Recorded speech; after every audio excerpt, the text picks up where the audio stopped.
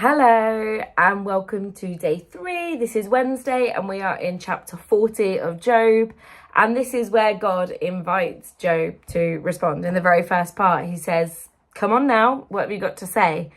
And I love that. First of all, I would be terrified if that was me, if I'm being honest, but I love that God invites him into dialogue. He invites him into conversation, and almost as a, this is everything I've said so far, what do you think? Like, where do you stand really? Who are you now? And it gives Job a moment to take stock of himself, and Job responds sheepishly and humbly, yep, I get it, say no more, I will be silent. He says, I'll speak no further.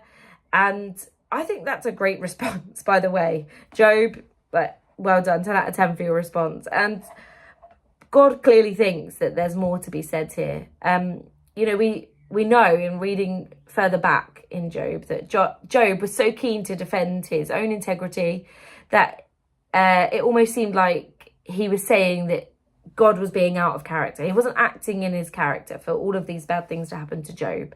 And now God is saying for the rest of this chapter 40, like, this is way out of your knowledge, Job. Like, this is far beyond your experience, your understanding, your judgment, Job. Like, your judgment is so misaligned. You don't understand what's going on here. Let me put it to you straight.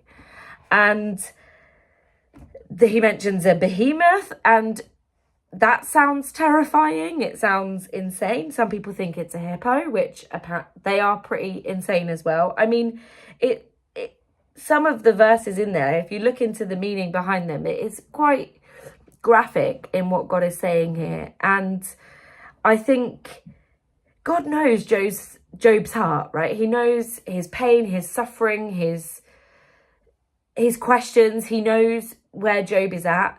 And this is a beautiful way, if you can look at it like that. There's a beautiful way of God just knowing exactly what Job needs to be more humble in front of God.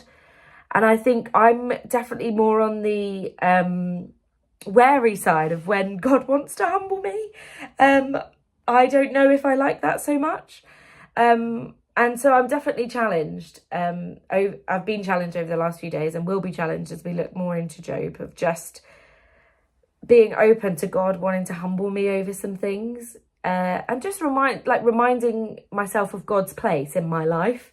I think we can so easily, if we can make a we here, that we sometimes misplace God, and sometimes we even raise ourselves above God. And this is a real lesson, a real moment of going, hey, this is who God is. This is who is worthy to be praised. This is the kind of God you are dealing with. And I hope and I pray that my response is as Job's, a humble servant, and just willing to be like, yep, you've got it. I've got the memo, God. And so as we go into some prayer now, why don't we say thank you to God?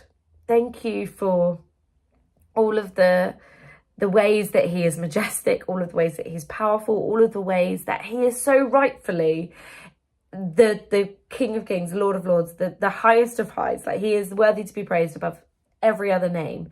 And so I encourage you now to thank God for that as we move on to tomorrow in day 4. I look forward to seeing you then. Bye.